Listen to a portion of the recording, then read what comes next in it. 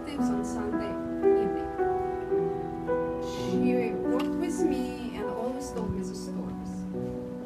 Her stories were about people who lived in our small town blues many years ago. She always wanted me to remember names. Our town is located in Belarus, and before World War II, about 3,000 Jews lived there, which was a half of town population. The war started on June 22nd, 1941, and it was my mom's birthday. She was 14. It's difficult. It's music. The name Glusk means wilderness. There were no reliable transportation, no place to go, just forests and swamps all around.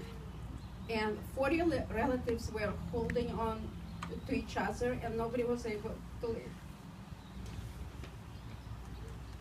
On fifth day of the war, Germans on motorcycles came to the street of Glusk, and they immediately forced all Jews into a ghetto and forced them to work. When Mom and I walked on the main street, Mom's story became minutes of silence because she just often could not speak. This is a road where more than 2,000, I'm talking about numbers, Jews from Glusk walked their last road to the death on December 2, 1941. And among them were 32 members of Mom's family. Now we keep their names right here on the wall, right there.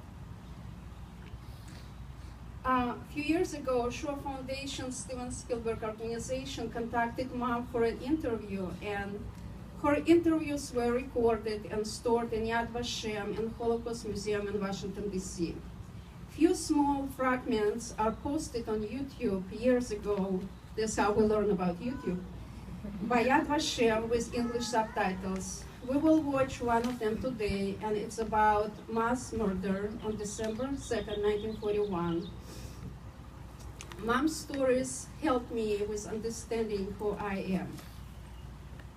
Just one, I remember I was in second grade when I was called by one of my classmates, Zhidovka. Some people know that, some people, it's like insulting word for Jews. And I knew from Mom's stories about his grandfather as a Nazi collaborator, so I was not shy to remind him about that. So nobody ever was there to call me Zhidovka again. Mom often shared stories about people who risked their life and to help her to hide during winter and spring 1942 in small villages. Then in summer 1942, she was accepted into a resistance group, and where she lived in the forest from 42 to until July 1944. The winters in Belarus are very cold. They lived in the forest. Mom was taking care of one wounded, participating in railroad war. During Nazi blockade, the resistance groups had to retreat into the swamps and fight extremely difficult conditions. And you may remember a movie, Defiance, about the same experience. So it's practically the same. It's like details about her life. This movie is amazing.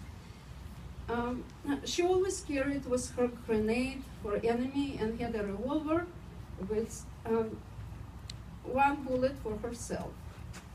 And she wrote about this in one of the books about our town. Felix and I visited Glusk in 2013.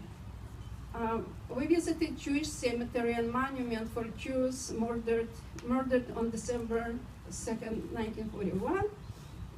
And this is only remains about thriving Jewish community before 1941. just one elderly Jewish family still lives there.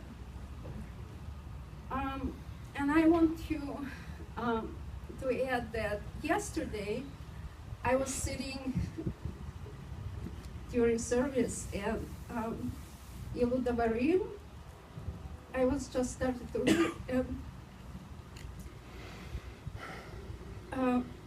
when I was taking class and kind of reading this for many times,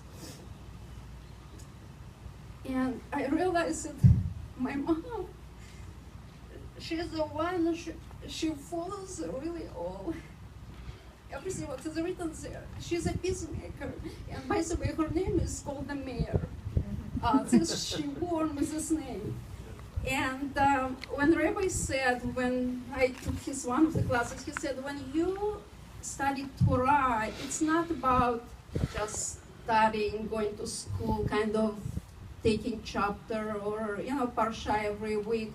It's more about how you live your life or your behavior. And my mom always questioning about her religious, status. She kind of was not sure she's religious or not. But yesterday I realized that she's the most religious person I know because she lives by Torah. So thank you for coming and sharing this day with us. Thank you.